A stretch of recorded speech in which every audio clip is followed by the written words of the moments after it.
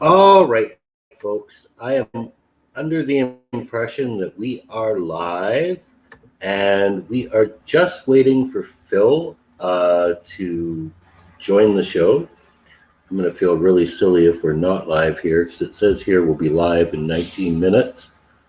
But at any rate, today we are talking The X Files, which is one of the great pre HBO shows, and also, I think, one of the great science fiction shows of all time. Science fiction, horror shows, they go back a long way, I think, to the Twilight Zone and Star Trek and Lost in Space in the 60s. This show actually took its inspiration from a early 70s show starring Darren McGavin called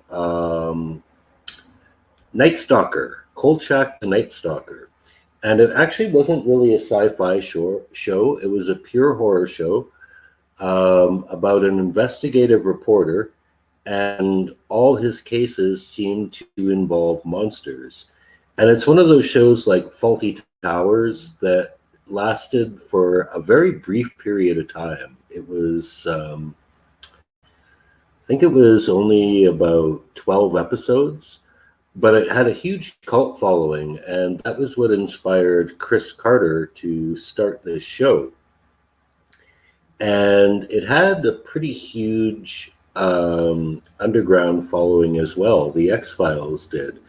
But it became phenomenal. It was one of those things that it put Fox on the map as far as a real network goes.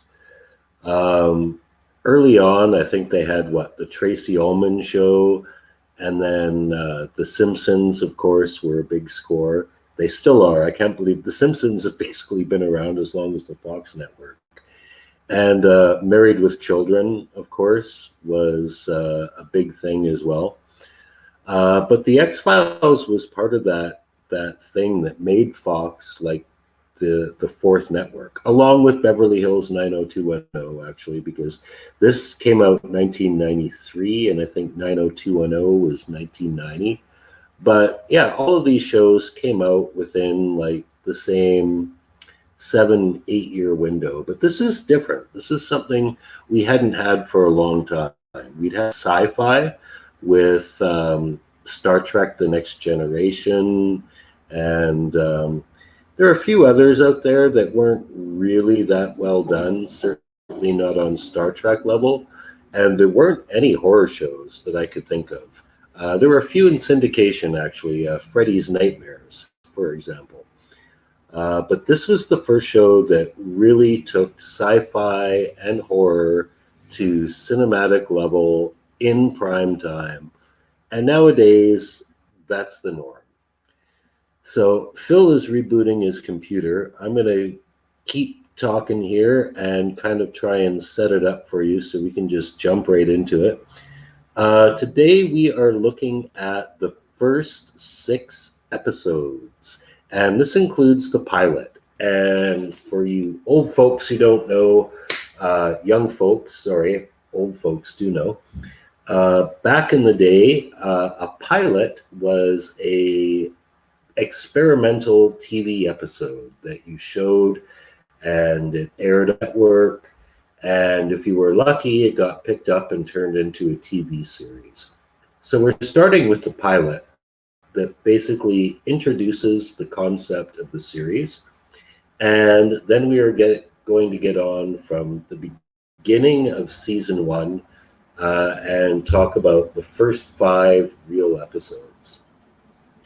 So first of all, because I don't want to start talking about the pilot till Phil gets here, I will talk a bit about what the show is really about for folks who don't know, because I think for a lot of people who were in the late 80s, early 90s, they kind of missed this. And then you went into the HBO, Showtime era, and then into streaming, and you basically skipped a lot of old network shows. Mostly, you're not missing anything. But if you like sci-fi and horror, this is one that you should really check out.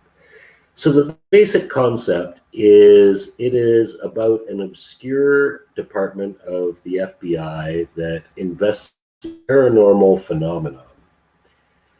And the entire department is staffed by like two people, and everyone thinks it's a joke. And it kind of has two aspects to it. There is what they call like this monster of the week story, where they have like this mysterious case they have to investigate. They wrap it up all in 45 minutes. Of course, they don't actually ever prosecute anything because you can't prosecute monsters and werewolves and stuff. But they're pretty cool little mini 45-minute horror movies. And then there's this overlying story about a government conspiracy, basically involving Roswell. Roswell was real. This was our first contact with alien life, and certain elements within various governments are collaborating with these aliens to colonize the Earth. This doesn't actually come out until much later in the show, but it's always implied, and eventually you can only tease so much to whereby like they were making movies about it and shit. You kind of had to say like, well, yes, okay, this is it. This was our story. But they included the Monster of the Week thing because, as Chris Carter said in the interview I was just watching, a show just about this wasn't sustainable. They needed something more to flesh it out. So they filled it out with these cool little mini movies that were totally self-contained and some pretty cool characters as well. David Duchovny, Gillian Anderson, beautiful people, great actors, and they had great chemistry on screen. And I was just reading, I was going to save this for when Phil gets here, but I was just reading that Chris Carter was trying to do with this is he was trying to reverse the gender roles. Generally in horror and sci-fi, the woman is the believer, the one that is trying to convince everyone that there's something more going on. Nobody believes her. And the man is the skeptic, the person of logic. And in this case, they kind of flip it to the point where Scully, played by Gillian Anderson, she's the woman of science. She's the medical doctor, and Mulder's the true believer. And it is an interesting gender reversal because honestly, if you look at Mulder at various episodes that we're going to cover, he actually does use logic and the deductive method. He's not just like everything's aliens, everything's monsters. He does have a very analytical mind, but his mind goes to places that most people don't. And Scully is very grounded in her science. So it is an interesting gender reversal that they do with those two characters, and they become very enduring. They have great chemistry, and throughout the show you just want them to fuck because they have no life outside of their jobs, and they do have great chemistry. They obviously care about each other, and it becomes one of those tropes in television where you want them to do it, but you know that would kind of ruin the dynamic of the show. So their whole chemistry and sexual tension also becomes a part of the show. All right. Oh, yes, just in time, right when I ran out of stuff to talk about. Hey, what's up? Hey, was I live during any of that? No, I've been listening. My Wi-Fi is totally off, so I'm just using my phone's data. So when the phone data ends, that means I'm gonna be off. Okay. But no, I've been listening. You've been giving some background. Hi guys, by the way, what's up everybody? It's Phil and Pete. Thank you, Pete, for carrying. And was that actually live, or was I just talking to myself? No, you were actually live. I was listening on YouTube. Oh, nice. Yeah. Yeah, I was listening on YouTube. The only thing here is I don't think I can share. I don't think I can share the screen, so you That's won't be all able to see right. my little slideshow. Unless you want to show the slideshow, do you have Google Slides by any chance? I can share the link with you. No, I don't. Okay, then forget about it. What's up, people? So you're just gonna see our beautiful faces today for our beautiful, what do you call these emojis or whatever the fuck they're called? Yes. Well, So, I can share my screen because I do have thumbnails for different episodes, so I can share that at least. oh yeah, you can do that. That'll work. Wait up. Yeah. You might see something horrible here. Let me turn on my. See, I can't turn on my camera for too long. Yeah, there's me. I look a mess, but I can't do reverse camera because then otherwise I'd be able to show you. See, there's my little slideshow. All right, guys. Well, hopefully next week we'll have better internet connection and we will get off to a smooth start. But it's the X Files, so weird things do happen, right? Exactly. Strange things will happen. And uh, when did you start watching the show? Did you watch it first run? I started watching it first run, yeah, not from the beginning, but I think almost from the beginning. I think I started watching it from episode 3. Oh, cool. Yeah, I got into it first run. I mean, I was a big fan of Unsolved Mysteries and Art Bell, who was this real popular late night talk show host who talked about paranormal activities and government cover ups and everything that uh, the X Files is basically about. And actually, he had Chris Carter on one time, like later on, when they were like season 5 or 6, which was really cool. So I was already kind of keyed into this stuff. This was like right down my alley. And then when I saw the promo for the show, I was this little 14-year-old who gave up his Friday nights. I was so happy when X Files went to Sunday night because I gave up my Friday Yeah. nights to go out. I Friday was a was a little mall bitch. rat. I used to hang out at the mall. I was a little mall rat, and I was like, shit, I'd rather stay home and watch the X Files. So, but even still, what I think is cool is when you rewatch, and I just did a rewatch, well, not just, maybe like 6 years ago, I did a rewatch of the whole series to prep for seasons 10 and 11. It's amazing how much you forget, even still. Like, there were episodes right at the beginning. I was like, oh shit, they touched on this right at the start. I was like, shit. So it's cool. It's like I'm rewatching everything. So, guys, this little podcast is, of course, for the old head, ex Phillies, however you pronounce that, the fans, the ex Phillies or ex Phillies, but it's also for newcomers. So, I mean, the show's kind of old, so we can't totally keep it spoiler free, but we'll try like some of the big stuff for any newcomers to the show. You won't be totally spoiled. And maybe we'll tell you which episodes to skip and which episodes to watch because there's a little bit of that. Different era. I heard you talking, Pete, about the pilot, right? Nowadays, people don't do pilots anymore. Yeah. And another thing that people need to, young folks sometimes don't get is that it's a long season. It's 24 episodes. Yeah. And Yeah. so not everything's going to be gold in a 24 episode season. And they bunch up the episodes. You start to figure out when the good episodes are on, when they're not.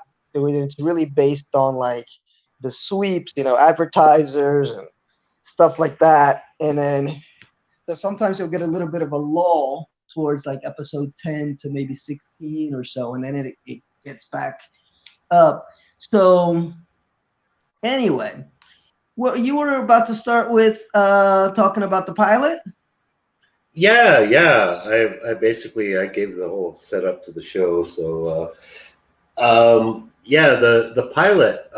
One thing I'll let you talk about the pilot because I've rambled enough. But I will say one thing about the pilot is that they had 2 deleted scenes that I had the privilege to see recently, and Scully has a boyfriend.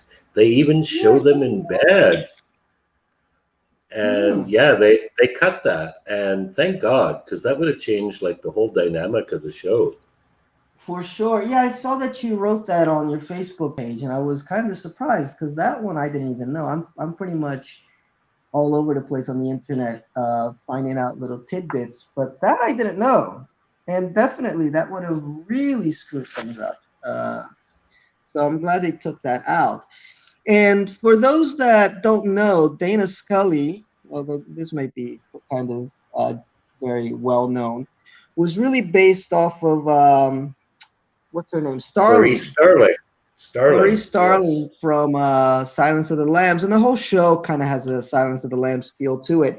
And in fact, there is an episode with Jodie Foster, but that's way, way, way, way, way ahead. I think it's season 6 or 7. Yeah, only her voice though, right? It's only her voice. Yeah, she plays a tattoo. Yeah. Which is great. Really good episode. But at the start, it's important to talk about how important the show is. I mean, before the X-Files, I mean, yes, we had the Twilight Zone, and even what's that, the Night Stalker? Yes, the Night Stalker was Carter. Chris Carter's inspiration for this. Yes, but even still, like there was nothing as cinematic in as the X-Files when it came out. Like I'm watching it now and I'm like, wow, I mean, it still holds up. Like some of the first season episodes look dated, others don't. But when you get to season 2, it's like, whoa, this stuff looks like it could come out like today and it would still look good. They were really proud of it. If you watch some of the what do you call it, the extras, DVD extras, or you can go on YouTube and look up like behind the scenes stuff, that they really went all out. Like they wanted it to look like that. They wanted it to have a cinematic feel, and the cinematography is incredible. Like they work with shadows and lights, and there was really nothing like this on TV before. Although I will give a shout out to Twin Peaks. I know you're not a big David Lynch fan. Although I'll get around to it one day. I'll get around to it. You know why you might like Twin Peaks, Pete? Because he had a co-writer with him. Right. Something. God, I forgot his name now. But so that co-writer kept him on sort of like not a total David Lynch level. Like he kind of like, hey, we need to have some continuity here. And they never talk about this guy, so much so that I forgot his name. But he's the guy that did all the plotting, and David Lynch did all the weird shit. So you might dig it. And then you like I watched Twin Peaks for the first time like maybe 4 years ago, and I was like, shit, like this show is literally, it's like the granddaddy of everything after. Like there was nothing like Twin Peaks that I've seen before Twin Peaks. And even David Duchovny's in it, spoiler. Yes, no. And the X-Files borrows a lot from it. And so it's worth a watch. It's definitely worth a watch if you're a fan of TV and just seeing how that show influenced what you can do on TV as far as dark stories, cinematic feel, kind of morose, kind of a feel to it. But then the X-Files just took that and ran with it, But you definitely see a big connection between the two shows, which is cool. So check that out. You might dig Twin Peaks. But this is the X-Files. So for me, it's just important to say how groundbreaking the show is and how it influences. I mean, it's influenced everything. I mean, there's very few shows that you can look at today and say, okay, there isn't a piece of the X-Files in here. Very few. Either X-Files or Twin Peaks when it comes to drama, especially when it comes to those genres. I mean, there weren't really horror shows before the X-Files. Like the Night Stalker, that with the exception of like I mentioned this while you were getting your computer online, but I mentioned like Freddy's Nightmares and that HBO show about the hitchhiking guy. I think it was actually called The Hitchhiker. But it was basically just anthology. Yeah, but it was basically just anthology shows, and of course Tales from the Crypt as well. But you didn't have like this ongoing weekly horror story. Whereas now, I mean, you look at Lovecraft Country, for example. Lovecraft Country like exudes X-Files with its monster Right. of the week aspect and its overlapping story. Very much owes a lot to the X-Files. The big hit from the last few years, Stranger Things. It's like X Files for kids, you know. It's, Right, you know, right. totally borrows from the X Files, and it's a cute little show. Fringe, which I've never watched, but I know Fringe. Supernatural, which went on for like 100 seasons. But then American even the Horror Story. non-genre stuff, you know, because it was, I mean, Twin Peaks, I think, was the first one that really took this, like, okay, we're going to have this mystery that's going to carry on for a whole season, for like 2 seasons. But, you know, the X Files just took it to the next level as far as being one of the first shows to actually have like this overarching thing, too, that you had to watch every week to. I mean, other than the soap operas, obviously, like I know you're a big fan of Dallas and stuff, but you know, as far as that kind of crime, you know, cops, Yeah, take detective yeah, show. taking it to a different area rather than just, sex and power and money and drama and shit. Exactly. So there's a lot, and the X Files, as we'll get into the seasons, guys, because we'll be doing this every Thursday and just working down through the seasons. You also get a lot of great writers that come out of that show and eventually do their own thing Yeah, afterwards, and yeah, great actors, you know. these early season guys, Vince Wong and I forget the name of the other guy, but they wrote like 75% of the first two seasons. And we haven't even Yeah, gotten to Vince Gilligan yet. yeah, he comes on way. I think he comes on around season 4 or 5. Yeah. So yeah, there's a whole lot to talk about. There's a whole lot to get to. So the pilot. Let's get to the Yeah. pilot. I'm still trying, hoping against hope. Like it's weird, dude. I can sign into everything but StreamYard on my computer. I don't know what's up. Like everything else seems to be working, but StreamYard. So maybe StreamYard is down today for whatever reason. I don't know what's going on, but whatever. So pilot was written by Chris Carter. We're gonna count that as episode 1, so it doesn't get all confusing. Like, because Yes. technically episode 1 would be the next episode, but whatever. Episode 1, pilot.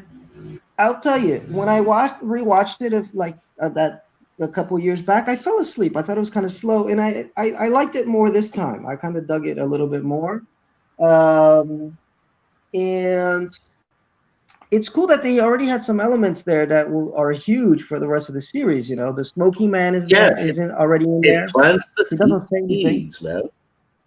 Yeah, No, yeah. He doesn't apparently say anything. it was Carter's intention for him to never say anything, but he became such a popular character that they wound up Yeah, giving yeah. him dialogue. I wrote some notes here. No opening music, so that's kind of cool for the No, trivia no. buffs. Um, and you already in Scully and Mulder just automatically just have that chemistry. I wrote down a one of her lines here. Do you have a theory? And he's like, I have plenty of theories. So you know, it's Yeah. right there. Um, Quite dismissive of Scully, her at the beginning, though. excuse me. He's quite dismissive of her at the beginning. Well, he doesn't He's trust anyone. Yeah, well, not only that, but I think he's quite happy in his little basement windowless office. Finds out someone's been assigned to work with him. He knows it's like basically just to like interfere with him and debunk his work, as it were. As I think they actually use Yeah, those words in the episode, debunk his work. So he's quite exactly. dismissive of her, but he's very cool and charming about it. And he just instantly No, you usually know it's a match made in the I don't want to say heaven, like in the space FBI. somewhere. Um, I know you would love this. I wrote this note here: Scully's panties. Yes, yes. There's a wonderful scene where she's afraid that she's got all these marks that are appearing on the abduction victims, and she asks Mulder to check them out. And his face is like, I swear to God, it's like 10 centimeters from her butt, and it is a nice butt. And I'm sure he enjoyed that as much as we did watching it. Yes, yes, yes. That was a very good scene, and she does look good. And we had also Dr. Weber. This is where we already again planting seeds. Sister, we get the sister Missy Mytho that already starts right from the Yes, pilot. So yes, that's a big part of yes, the mythology where Mulder's sister is missing. Grave digging in the early '90s television is awesome. yes, yes, yes. Yes, because guys, they go out to They dropped the investigate this coffin, case. and they dropped the coffin too, and the body Yeah, rolls so out. and just so we get a little bit of a little background, in this first episode, they're going out to Oregon because this girl goes missing, or apparently there's some kids are getting abducted in the woods, so they're out investigating this, and then they have to dig up this grave, and then the coffin. For no reason, there's no reason for this scene other than shock value, where Yeah. like as they're lifting the coffin out of the grave, it falls, the rope breaks and it tumbles down, and there's like No, some there is a reason Uganda. for this. There is a reason for that scene because, well, actually, no, there's not. Because, all right, yeah, the scene is for shock value, but what we're supposed to see is that what's in the coffin isn't really a person But they anymore. never But resolved that. they did, though. It was the implant. It was the implant. It turned it into like an alien or something. But the No, but thing they never. is, they were digging up the body to perform an autopsy, so they would have found that out anyway. So you're right; it doesn't serve much purpose except shock value. Yeah, but the thing is that once they go and do the autopsy, they she never really figures out what it is. She thinks it's some type of orangutan or something, but I don't remember Yeah, them going back and actually saying, "Oh, this is the body of an alien." It's like they never really resolve what the fuck that is. right, So, right. which is one thing that I wrote as a note is that nothing is explained at the end of this episode. You know, apparently this retarded kid, he's able to just walk out into the woods. So he's get these special powers to be able to walk out of his. He's like in a vegetable state, and then he goes out into the woods to Hey, he's paralyzed. do. Yeah, he's paralyzed and he's all like vegetable, and then Yeah, he ends up out in the woods, and then I guess he gets abducted, and I guess like it's just funny. I only wrote that down because this becomes one of the the main gripes with the X Files as it goes on and on and on and on is that nothing is really explained. I mean, some things are, but some of the big stuff isn't. All the way up to the last episode of season 11. So right from the start, we already get seeds of like Chris Carter's just kind of making this shit up as he goes along. And we get the beginning of the trope of Scully is always like a second leg because she gets hit in the head by a branch as she's running through the woods, so she misses the alien abduction scene. So yeah. Although, you if you know, notice, Mulder gets punked out a lot in the show for an FBI agent. For an he FBI agent, does. he gets sucker punched and ambushed all the time. I know, and she kicks ass. She does some karate early on. Yes, she does. She Uh, has her move. She does move because I remember there's an episode I think in season 6 or 7. This guy that's got like he regenerates because he's got like this weird cancer inside him, and she does like Scully karate on him, and it's like really cool. And I remember when that episode came out because they premiered right after the Super Bowl, and everybody's like, "Wow, Dana Fu or Scully Fu." And then I didn't realize right from the beginning she was already kicking some butt. So she's got moves, man. She can kick ass in those heels. Um, so what do you think of this episode? Do you like the pilot? You think it's a strong pilot? Yeah, I mean, obviously it's a strong pilot. I don't think so much based on the story, but just based on the premise and the characters. Like, I think it Mhm. kind of has you hooked in that opening scene where Scully goes in to meet with all the directors and the smoking man, and they talk about her background, how she was a medical student, but she chose not to practice medicine, chose to be in the FBI, and they introduce Mulder not so much as a conspiracy theorist, but as a guy who's like one of the best criminal profilers the FBI has, and they keep bringing that up over the course of the show too. Like, this guy's not just a kook; he's like a John Douglas level criminal profiler, and he's voluntarily chosen to devote his time to this obscure project and wants you to comment on it and observe the scientific validity of it. And like right there in that first 3 minutes, boom, you have a premise. And Yeah, from there, they just kind of run with it. And you watch the episode has flaws, but at the same time, you're like, all right, this is only a pilot, but I could get down with this shit, man. exactly. And again, it's really it's carried by the chemistry of the company in Anderson. Like just automatically, they have this on-screen charm that is unbeatable. It's when the show is at its best, because they had a few seasons when he was not on as much, because it's just that's it. They're the it couple of Yeah. sci-fi or however you want to call it. So yeah, I gave it 4 stars. I actually, out of 5, I gave it 4. So I upgraded it because I remember the first time I watched it, I was like, I actually fell asleep when I when I rewatched it a few years back, and this time I was kind of keyed in, and I really dug it. So I dig it. I dig it a lot. Definitely the start of good things to come. Um, but anyway, let's move ahead. And by the way, when did this premiere? It It was premiered. in September of 1993, I believe. Check this out. Yeah, September 10th, 1993 is when it Yeah. premiered. So there you go. I guess I was 12. 93, Mm. yeah. So 12-year-old me was digging the X-Files, and I stayed with it. Moving ahead, we've got episode 2, Deep Throat, which premiered on September 17th, 1993. By the way, I'm on the X-Files fandom wiki page. That's where I'm getting a lot of the more technical information.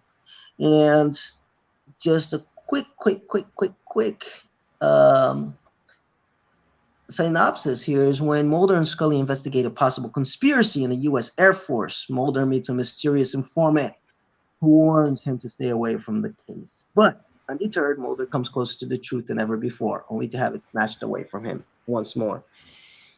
Go ahead. What'd you think of episode 2, Deep Throat?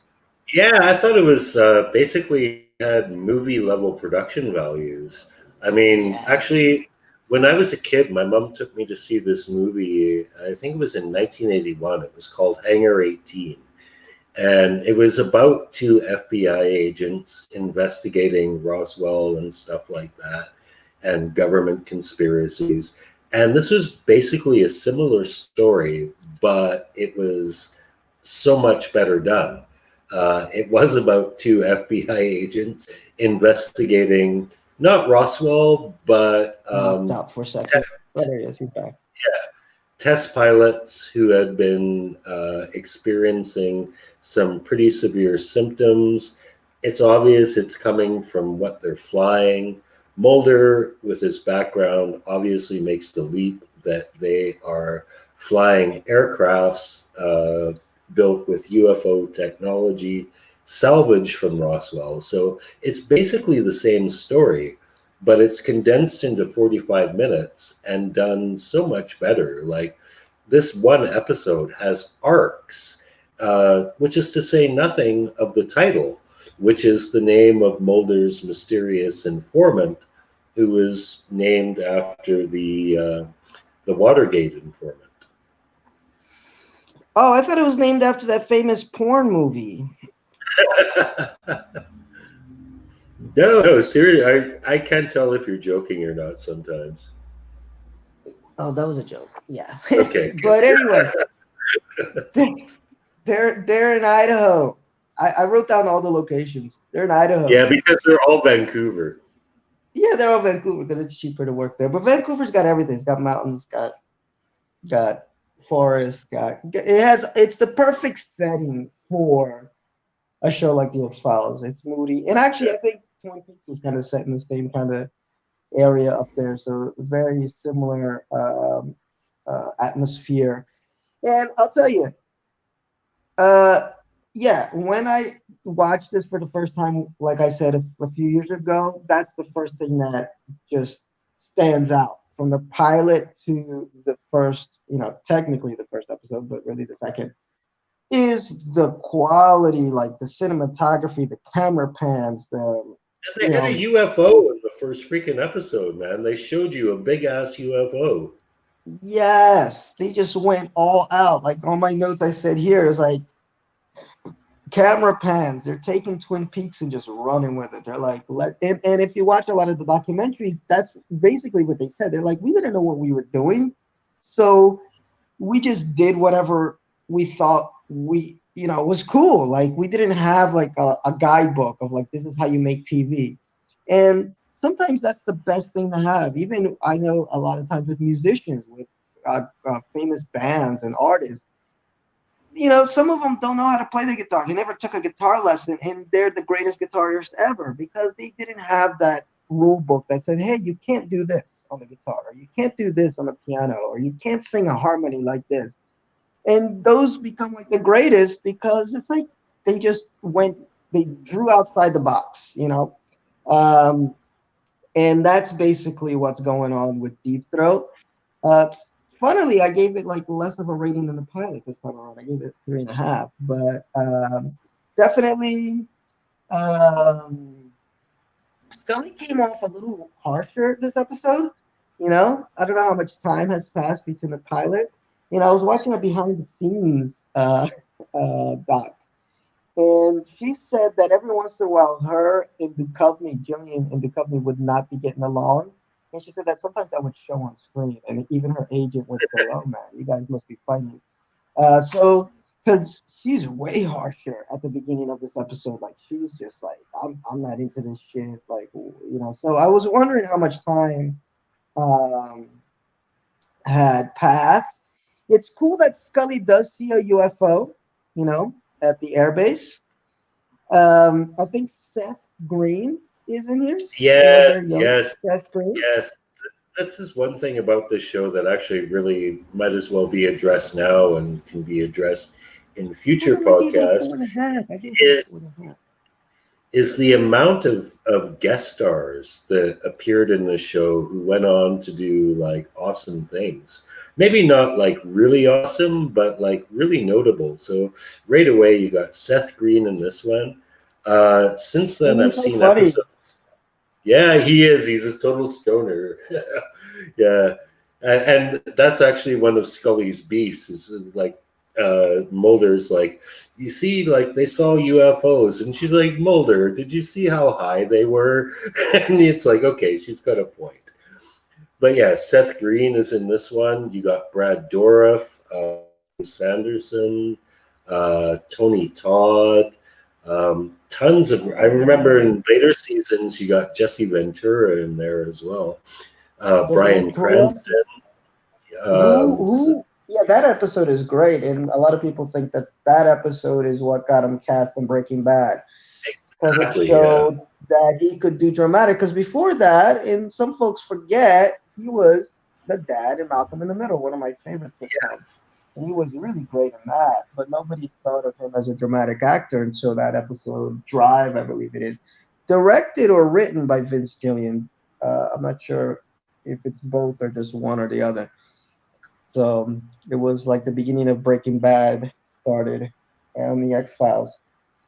Yes. One cool thing about this episode 2 that I thought was cool, and Chris Carter talks a little bit about that, and I think you were talking about it before I came on, is this whole idea of reversing the roles, Yes. And Mulder is the one that gets captured and needs to save him.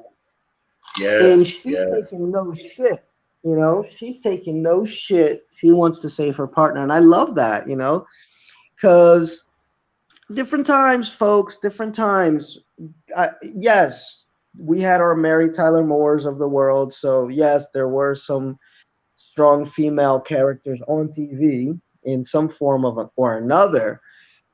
But in a dramatic series, carrying a show for an hour, I can't think of too many people before Dana Scully, 1992, 93. I really can't. Maybe you can think of some. But like in somebody serious, not again like a soap opera-ish kind of, um, over the top character, but just a regular person. She's just a regular person who saves her partner's ass and no questions asked. It's not like it doesn't come off as forced or anything. It's just like she's gonna do this because she's the only one that can. So that's really awesome.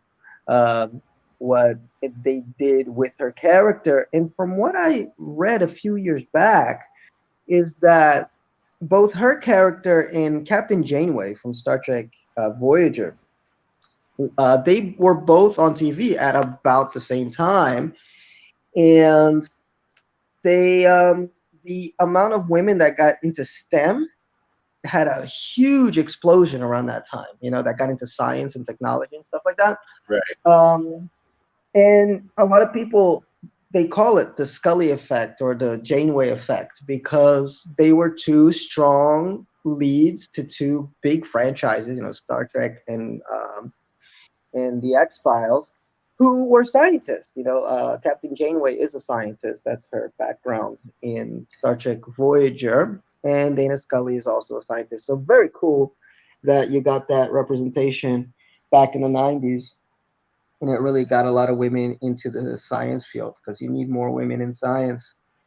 So I dug it. Dug this episode. Deep Throat is a great character. We'll talk more about him as we move on. Oh, what was that? And I got nothing more to say. Oh, one thing here.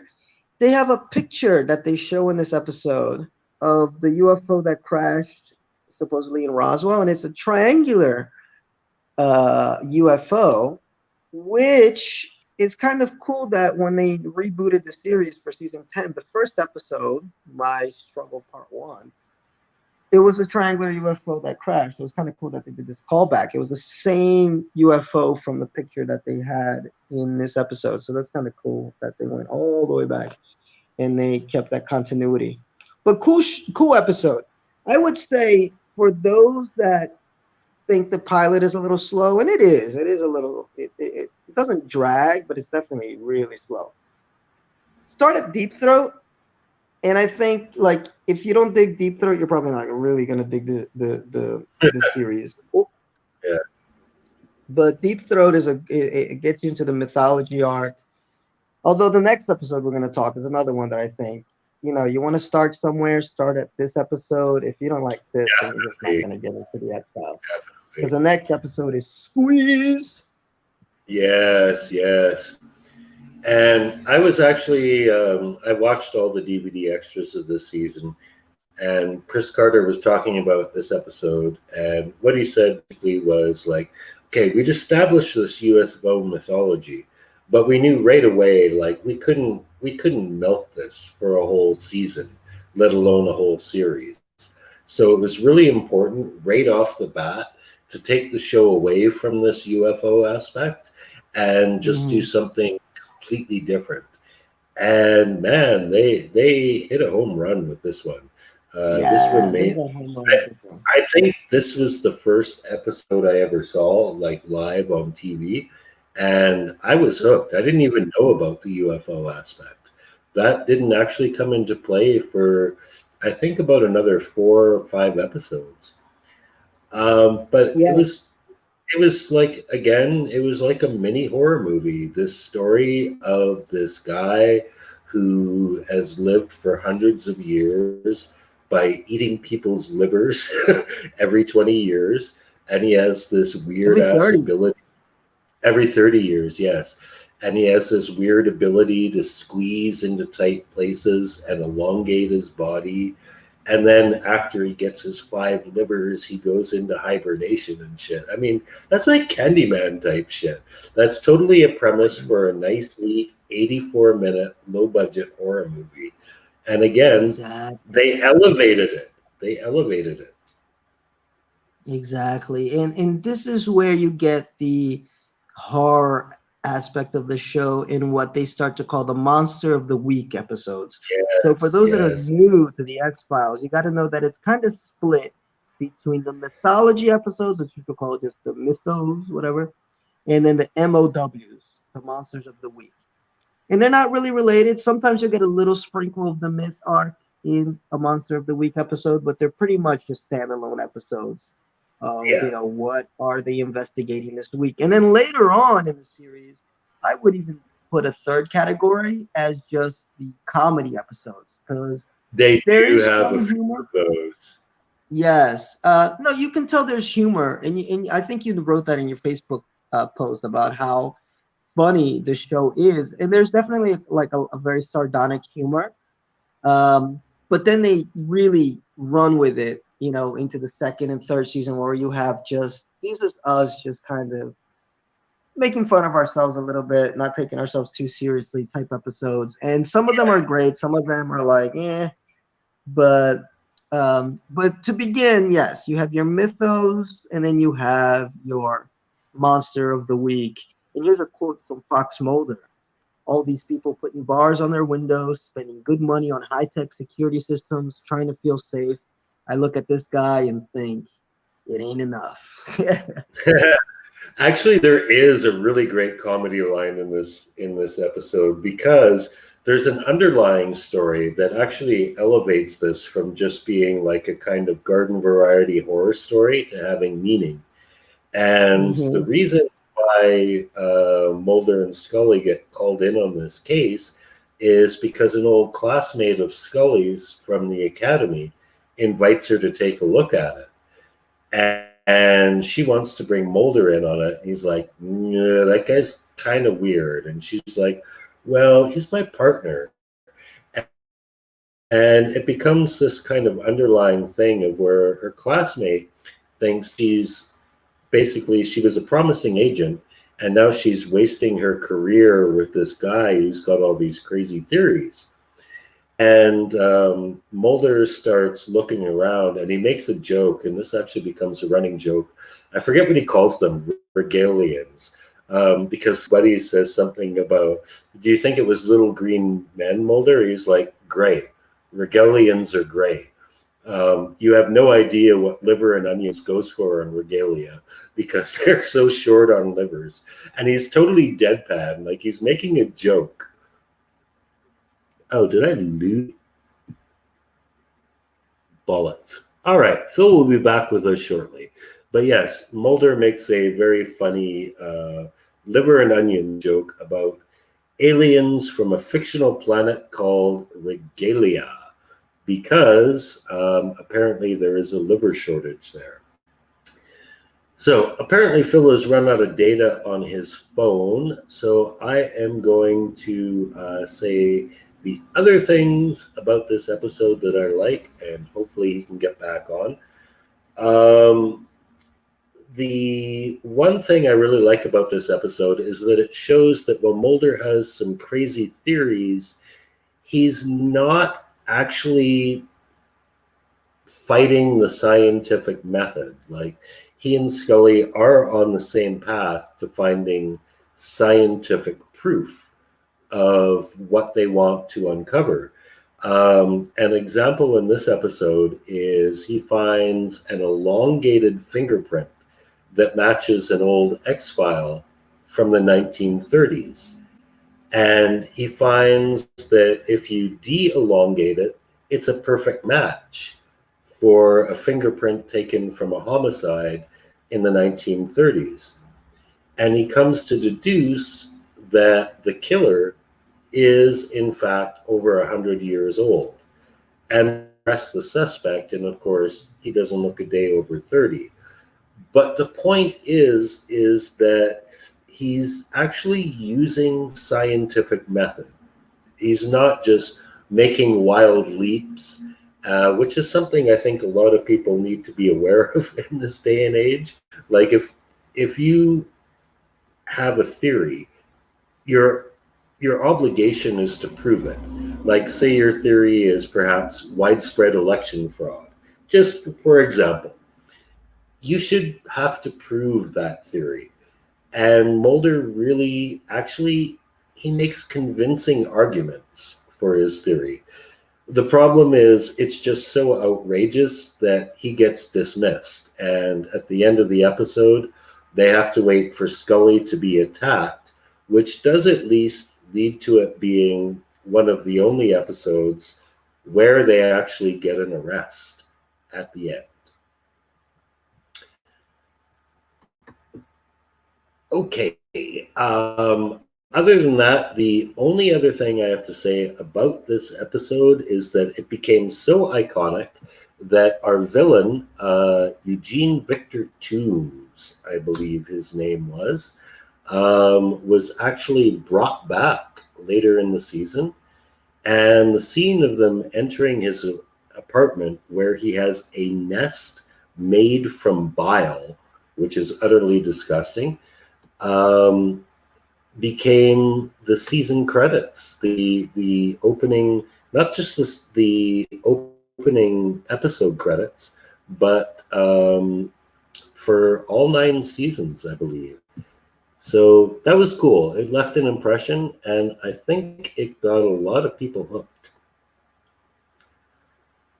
All right, so now we are going to move on. I'm going to continue to wait for Phil here, but I do need to see which episode is next.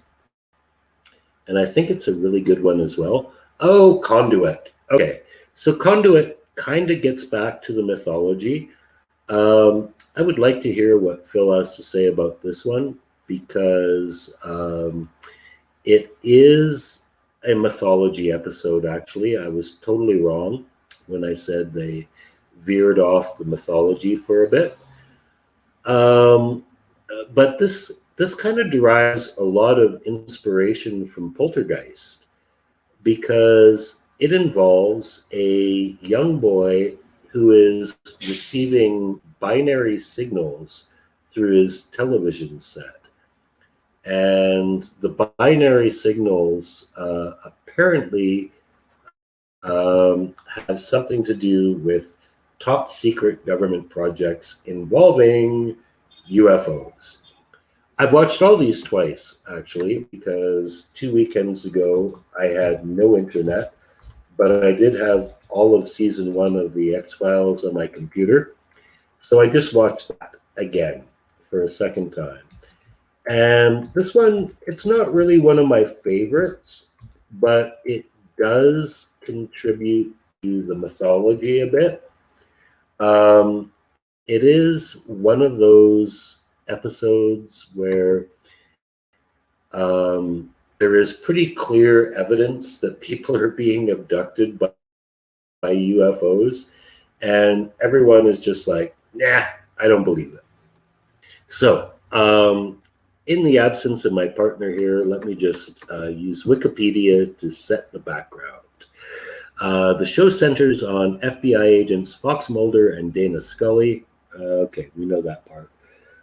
At a campground at Lake Okoboji in National Park, Sioux City, Iowa, Darlene Morris witnesses a flash of light outside of her RV. When she ventures outside to find her young son, Kevin, he claims that his teenage sister has vanished. Yes, this is the plot. Basically, this episode keys into the mythology of Samantha's abduction. Samantha is Fox's younger sister who was abducted in front of him as a child, and we don't know if she was abducted by aliens or if it was just PTSD.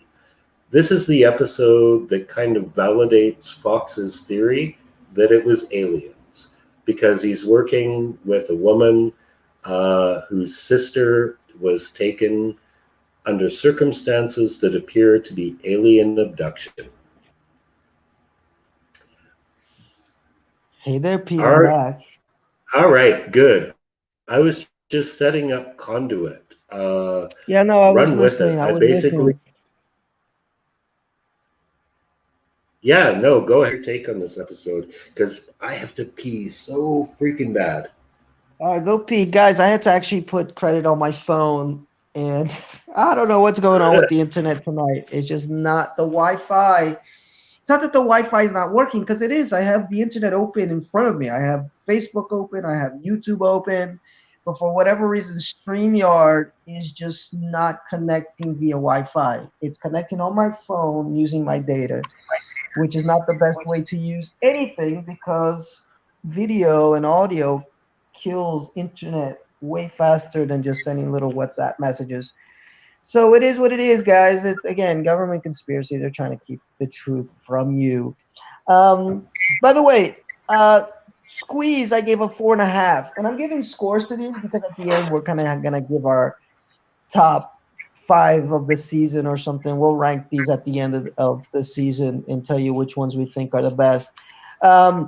But Squeeze, just to go back, yeah, this is Morgan and Wong's first episode, and they become essential to the series as they're the guys to go to for the Monster of the Week episodes. They wrote the best ones, Glenn Morgan and James Wong, and they even came back for the revival. So they are key aspects to the X-Files. And like Pete said, I had put that down in my note that it's the opening credit scenes comes right from this episode when they're going in through the door. And guys, I so much wanted to play the X-Files theme, and did you know that there's lyrics to this? So maybe next week I'll try to figure out how to sing the lyrics to. I never knew the X-Files theme had lyrics. But I think a lot of people do that. They'll put lyrics to stuff so that they can get like more revenue, or what do you call it? Royalties if it's got lyrics. So they get the lyrics and the music, but the lyrics don't really matter much.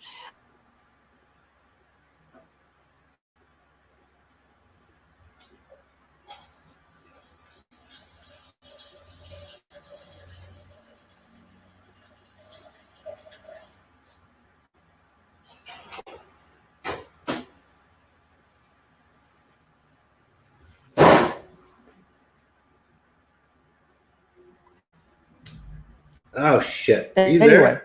even the Monster of the Week episodes will have like some sprinkles of the mythos, but I would technically consider this a Monster of the Week episode, even though it does talk a little bit about Mulder's sister and the personal drama he has with that. The girl is missing. This girl is missing. He's obsessed. It's a good character building episode showing how much Scully really cares for Mulder.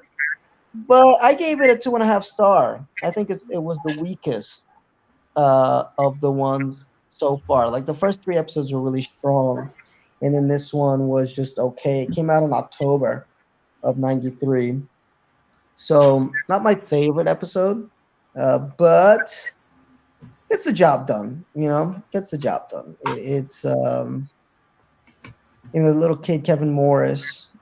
He's kind of interesting, but I don't think they go as far as they could go with him in what this alien abduction could be. So it's them kind of just playing with the stuff, but I don't think they had like a good handle of. Somebody in the Wikipedia said, very good episode. There's a really strong Twin Peaks vibe. Guys, now that I've seen Twin Peaks, it's going to be almost impossible to talk about the X-Files without mentioning Twin Peaks. They're like sister shows. But this was written by Alex Gansa and Howard Gordon. And not much more to say about it. I mean, it's Just an that interesting. it really contributes a lot to the whole the Samantha. That actually becomes like frustrating over the course of the series because they come up with so many different things about what happened to her. We'll get into I that later. know. But We'll get into that later. this is the first time where we really get into about that experience. So it's a significant Yeah. episode for Yes, I would say don't skip it if you're watching, if you're doing yeah. a first time watch, only because it's a really important character building episode. It really, like I thought this was the best of the early ones. to show how much Scully really cares for Mulder and how much she understands his personal pain with this thing that happened with his sister, even if she may not believe. Well, not that she doesn't believe it. Maybe she doesn't. Just she can't compute. She can't figure out what it means, but she respects it. And there's actually a line. I think it's a little bit later. One of the episodes I watched a little bit later, which I really loved, where Mulder he tells her, he's like, "You may not always believe me, but you respect the journey. Like you respect." Yes, yes, that's a great quote. I know, and it's cool because that's really what it is. Like, and I loved what you said when I was offline about how even though he has this more paranormal view to things, he believes in the scientific method. And he accepts when he's wrong. And there's another Yes, episode yeah, I wrote it in my notes where she figured something out that was the total opposite, and she was right. Like it wasn't paranormal, and oh, it was when Deep Throat gave them a picture that he thought was yes, real. And she's yes. like, this is a hoax. And they have Yeah, this really good dramatic scene where she's like, maybe you just want to believe because, you feed off of it, blah, blah, blah, blah, blah. And you think his character's going to be like, fuck you. And I'm going to just believe this. But then the next day, he shows up at her office and he was like, you are right. It is a hoax. Like, it doesn't show him actually going out to check out that the yeah. picture He was a finds hoax. things that he starts looking at it from a critical point of view, and he finds reasons that even she didn't that prove it's a hoax. Exactly. So I think that's such a cool moment because you don't expect it. You think he's just gonna blow her off, and then the next scene is kind of mysterious because she walks into the office, she puts her briefcase down, and then she goes to get coffee. And when she comes back, her briefcase has like it's what do you call it? It's on its side, and you think, oh, she's gonna get visited by some men in black, and then no, it's Mulder, and he's like, you're right. So and speaking of which, I didn't mention that there were some Men in Black in Deep Throat, so we got a lot of shit going on in Deep Throat too. That's kind of cool. So first, the first sighting of the Men in Black. Um, so really important to the series, just for that reason. This episode Conduit. The story itself, didn't impress me that much. So Yeah, I gave it a 2.5. Let's move ahead. Are you good? yeah. Let's move on to the Jersey Devil. Oh boy, I got some shit to say about this episode, I but go figured ahead. you would, man. This is your show. I know. Oh boy. Well, I'll let you go first because I'm gonna get mad when I go. Well, okay. Well, I was looking forward to hearing what Phil has to say about this because Phil is a Jersey boy. Um, We I grew don't up with know. the Jersey Devil, which was not represented at all in this episode, but we'll get into that later. No, it's not. But that's actually it's depending on your point of view. It's either the cool thing or the shitty thing about it, Yeah. because the story begins in the 1950s with these travelers being broken down on the highway, and something comes out of the woods and just eats the fuck out of the dad. And then we jump ahead to modern times, and there's a similar attack. There's these cannibal attacks that are affecting Atlantic City tourism. It's an X file because Mulder's got files on this going back for years. So they go to investigate. Spoiler alert, it doesn't turn out to be the Jersey Devil. It turns out to be basically primitive, socially isolated cannibal tribe living in the woods. Very benign. Apparently, at the end, we're supposed to feel sorry for them. They're Yeah. not. They're not actually bad people. They're just underdeveloped, and they're trying to feed their families with people. But otherwise, they have a good heart. They're good family people. Hmm. Well, yeah, that's basically the story. My biggest gripe with this, and like I said at the beginning, guys, if you were listening from the beginning, I was into this paranormal stuff even before the X Files started. Way back with Unsolved Mysteries with Robert Stack scaring the shit out of me when my parents wouldn't come home. uh, and then some Art Bell late night. And I grew up in New Jersey, and I wish I had my slides here because I would show the book that, like, everywhere you went, every farmer's market you went, there was this book this red book with the big cover with the Jersey Devil on it, and it tells the history of the Jersey Devil. And it's something, when I saw the title, like the teaser, when I was a kid, of like, oh my God, they're having a Jersey Devil episode. This is so cool. They're like, now the whole nation's gonna know about our special little creature, and they didn't touch on it. And I got upset when I watched it first run. I got upset when I rewatched it like 5 years back. And this time, because I already knew like I was gonna be disappointed, I tried to look at it really objectively, and like Pete said, just look at it from, okay, it's not gonna be the Jersey Devils, this other story. It works as this other story. It's not like a bad episode. But it's like, fuck, man, you could have done the Jersey Devil. You've done werewolves. You've done Yeah. aliens. You've done weird season 2 episode where that weird leech guy, the guy that's like a human leech. You've done actual monsters. The Yeah. only one I don't think they've ever touched for real is Bigfoot. Um, but you've done actually there's that episode where there's that weird, it's one of my favorite ones in season 2, where it's like this town of like circus freaks, and there's this little thing that comes out of the guy's stomach and it's killing people. It's like the mermaid, the killer mermaid. So you've actually done weird creatures, and you couldn't do the fucking Jersey Devil. Come on. So yes, this episode is always going to be a letdown for me. Because of how cool the mythology of the Jersey Devil is. I mean, it's such a cool mythology. It's such a cool story about Miss Leeds, and then she had 12 kids, and then when the 13th was popping out, she's like, let this one be a devil.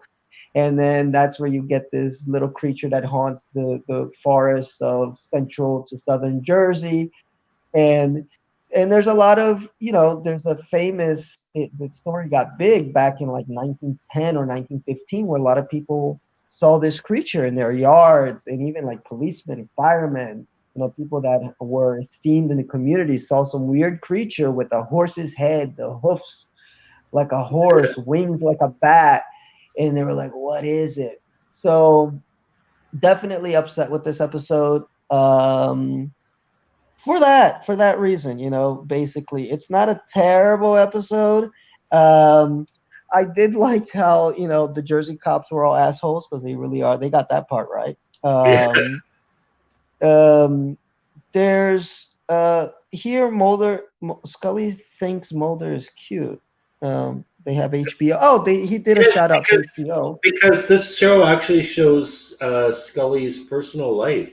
You remember she's not with him for much of this because she has to go to like her niece's her goddaughter's birthday. Yes, I remember that. That part is kind of cool. And her friend fixes her up on a date, and she's like, I'd rather be working with Mulder on this bullshit cannibal case. So yeah, it was the underlying aspects of this episode that were actually better.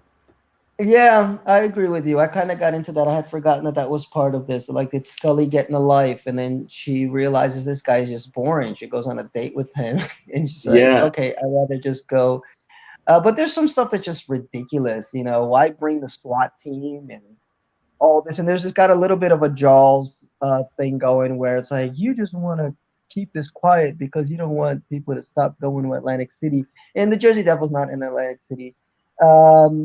Scully actually does the weird roll. Oh, that was weird. Did you catch that in the episode where they're chasing the creature, and then Mulder does this weird, like, kind of, it's not a barrel roll, but like, he does this weird roll under this thing that's totally unnecessary, and then Scully sees him and she runs after him. She has to do the same roll.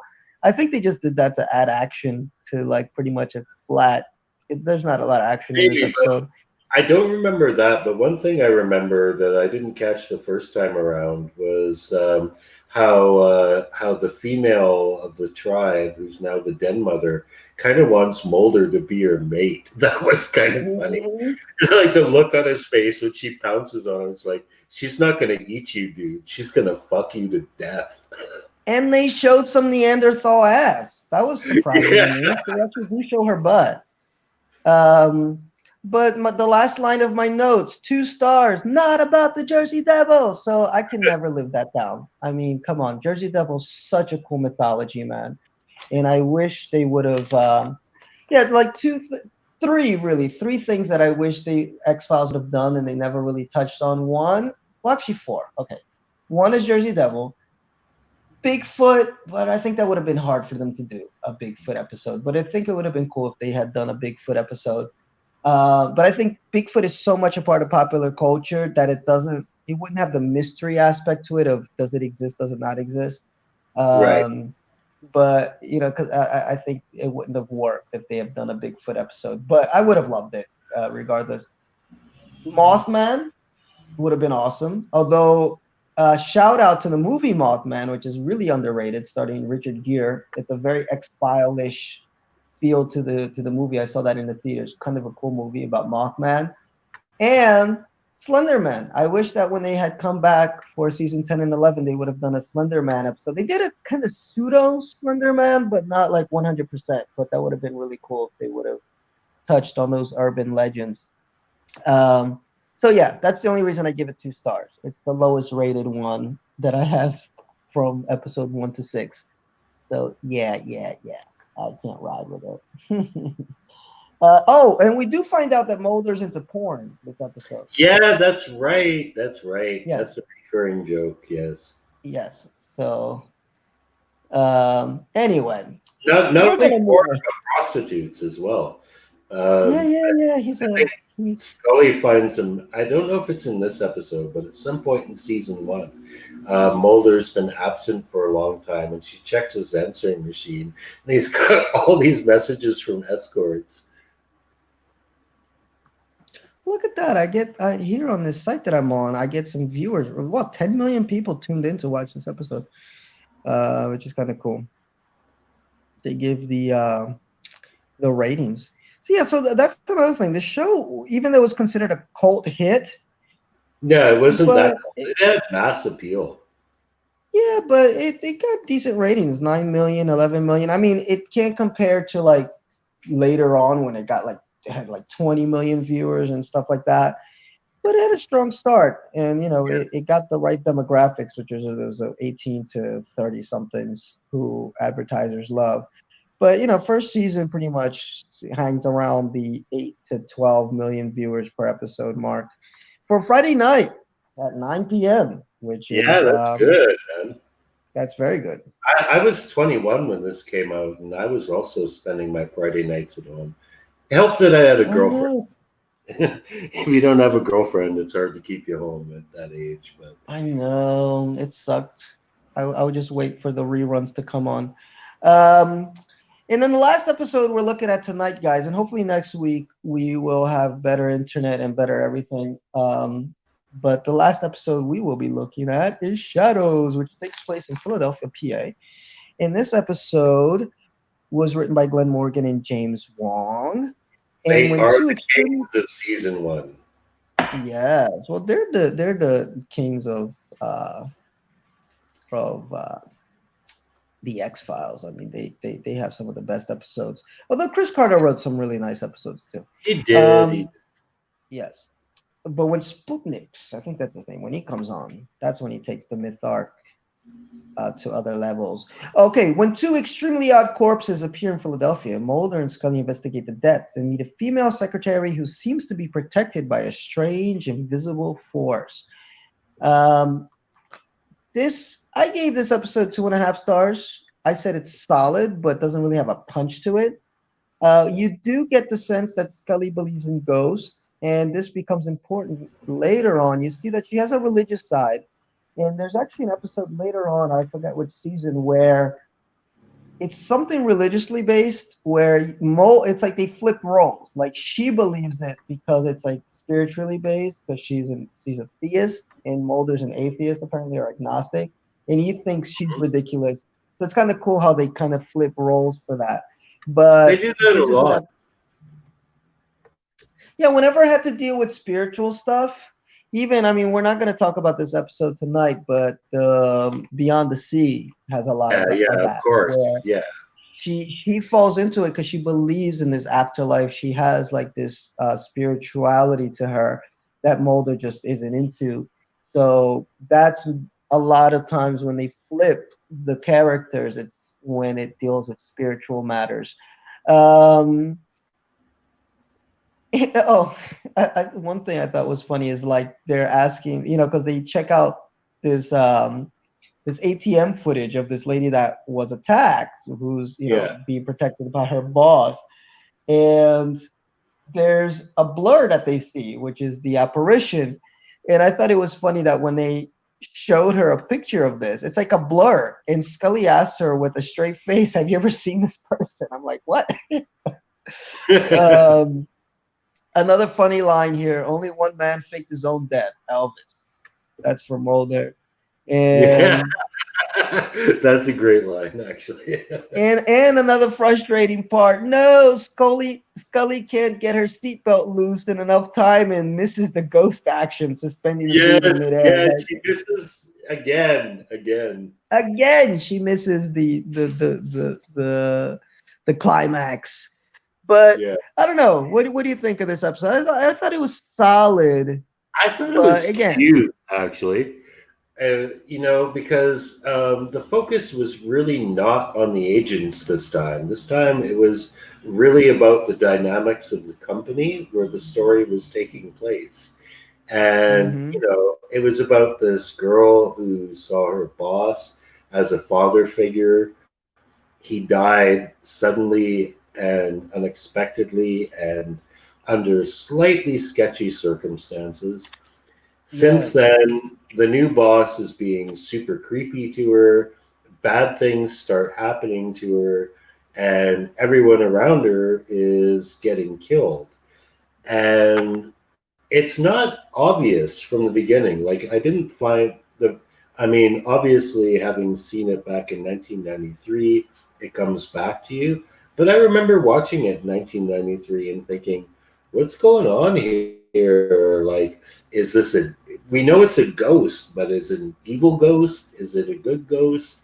And it's kind of endearing the way it was a boss who kind of saw her as a daughter and hmm wanted to protect her from all the shitty things that were going on at her company, but also to send a message like, my brother's the fucking bastard who killed me, and this is why. And he does manage to get his message through. So, yeah, I actually thought this was kind of endearing just for taking the focus away from the main characters of the show and just telling a story that could have involved any characters. yeah. That's what it worked. It works as a who done it. Like it's that's what I think is cool about this show too, is that it can be so many things. It can be that just weird ass like what the fuck paranormal shit, but it can be an episode of Law and Order, minus the Yeah, ghost, exactly. um, and you find out at the end that okay, the company is dealing with some stuff that maybe they shouldn't have been dealing with, and it takes this ghost to help figure out this mystery. So it's a total like who done it plus oh we got this extra shit that's going on in the background. Like there's layers to it that you don't expect. Again, the only thing that I thought was missing is it just didn't have any punch. Like the main characters, that girl didn't have a lot of life to her. It didn't. It just kind of went along, and it's like okay, it's not badly written, but if you compare it to the episodes, which are great, it's like boom, they just come out of the screen and it's like just grab you. This episode just doesn't rank high because of that for me. Right. I did think it was interesting because again, I had forgotten so much about the X Files that ghosts really do exist in this universe. I always figured Yeah. that the ghost stuff was just kind of could be, or maybe it isn't. But yeah, no, 100% ghosts exist in the X Files universe. The last scene where they're in the office and that knife comes up, I had that on my little slideshow, or the little, I think it's the letter opener is, Right. gets Yeah. picked up by the ghost and points to the guy, the evil boss's face, and then it cuts a hole in the wall where he's keeping all the documents. So there's some cool stuff in it, but again, not really my favorite Yeah, episode of the series so far. And this is where, I mean, well, next week, guys, we'll get into obviously more of season one.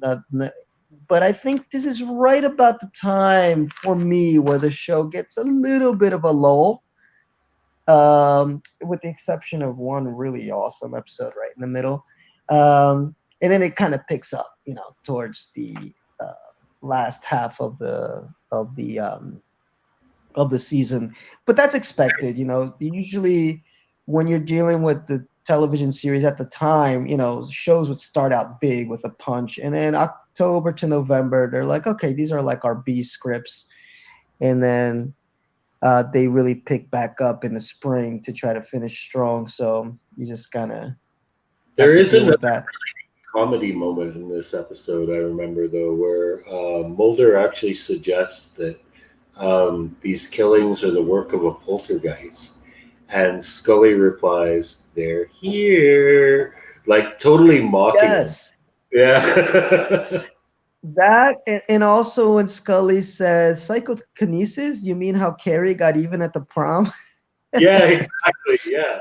Yeah. She's like Yes, constantly like she's challenging him. Like she's not yes, necessarily mocking him, but she's like, come on, like we're both people of science here. If that's your theory, prove it, motherfucker. yes.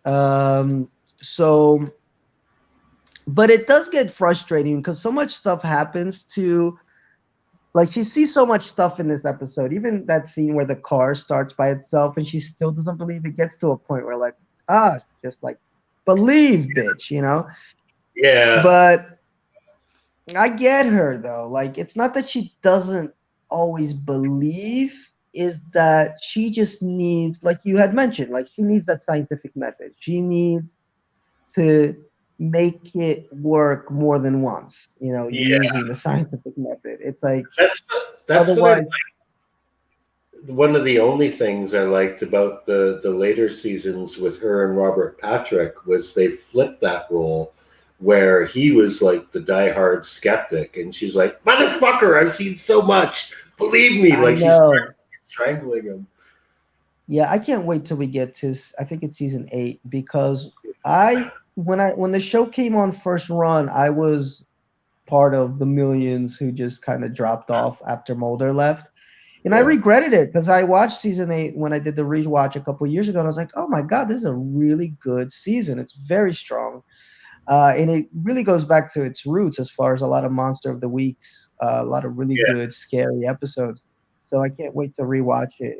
And Robert Patrick was really good. And you're right, she plays the part of Mulder in that season. Like, she's just seen so much, and it got to a point, where even the fans are like, "Come on, like." How can she still be the skeptic after so long? She's seen so Yeah. much. She's literally been Uh, abducted by aliens. Yes. Oh, we'll talk about that. Yeah. So guys, that's it for now. I hope you enjoyed the podcast. Sorry for the technical issues at the start. I'll put a little note there of when we actually began. Um, but I'm enjoying it. It started out.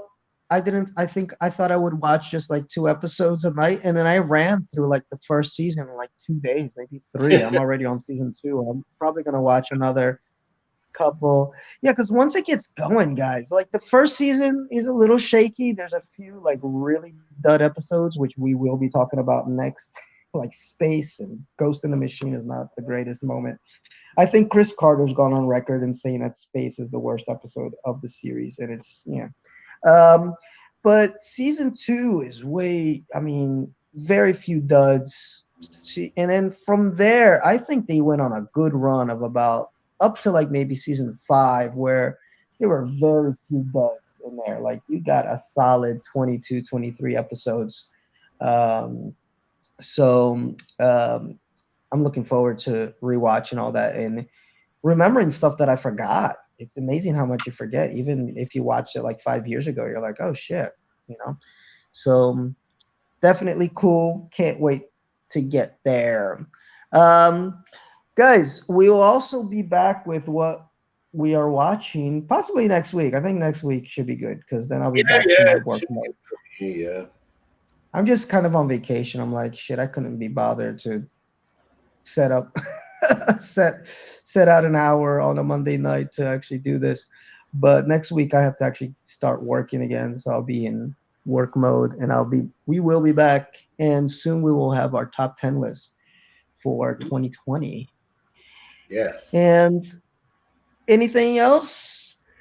Not much other than the fact that, like What, you what said, would you what would you say are your must watch for the first 6 episodes? well, must watch. Must watch, I would say, would have to be the pilot because if you don't see the pilot, then you don't actually get the concept of the show. Yeah, I would put Squeeze over the pilot. I think you can get the feel for what the show's doing off of Squeeze.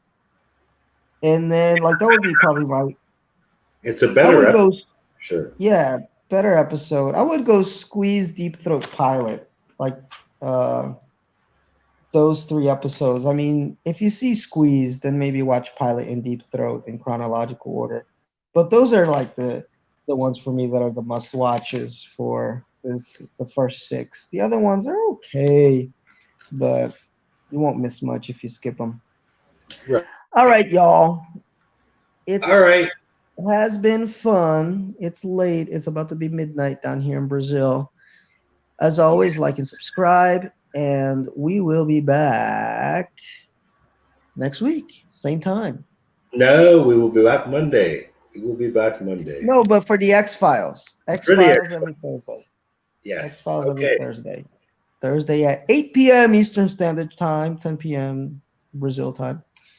So we'll see you. Yeah, Cool. we'll be back on Monday though. See you guys. Bye All bye. right. Just that I don't know how to end this broadcast because I'm technically not in it. I think if I press this button, it'll end. End broadcast? Yes.